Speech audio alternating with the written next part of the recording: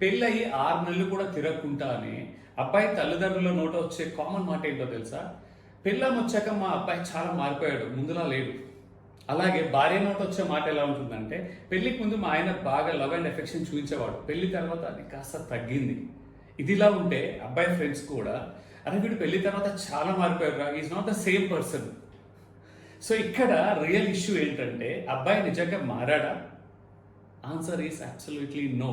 ఎందుకంటే పెళ్లికి ముందు పెళ్లికి తర్వాత అబ్బాయికి ఉండే బాధ్యత, ప్రయారిటీస్ అన్ని మారిపోతాయి.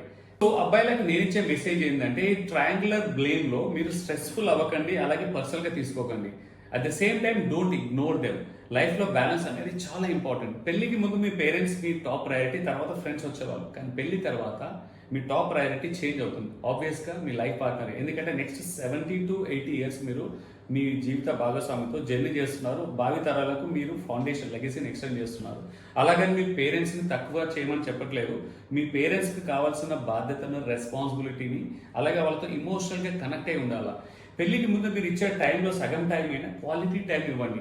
అలాగే మీ జీవిత భాగస్వామి నోట కూడా అలాంటి మాట వచ్చిందంటే definitely there is a reason, there is an emotional disconnect, అంటే కొంచెం డిస్టెన్స్ పెరిగినట్టు. మీ జీవిత భాగస్వామితో కూడా ఇమోషనల్ గా కనెక్ట్ అవడంతో పాటు క్వాలిటీ టైం స్పెండ్ చేయాలి. ఫ్రెండ్షిప్ అనేది కూడా చాలా ఇంపార్టెంట్. పెళ్లికి ముందు మీరు వారానికి 3 సార్లు 4 సార్లు కలిసే వాళ్ళు, స్పెండ్ చేసే వాళ్ళు ఫ్రెండ్స్. పెళ్లి తర్వాత వీక్లీ వన్స్ అవుతుండొచ్చు, మంత్లీ ట్వైస్ అవుతుండొచ్చు. But you need to give that quality time. ఈ వీడియోని కావాల్సిన వాళ్ళకి ఫార్వర్డ్ చేయండి. Stay blessed and stay inspired.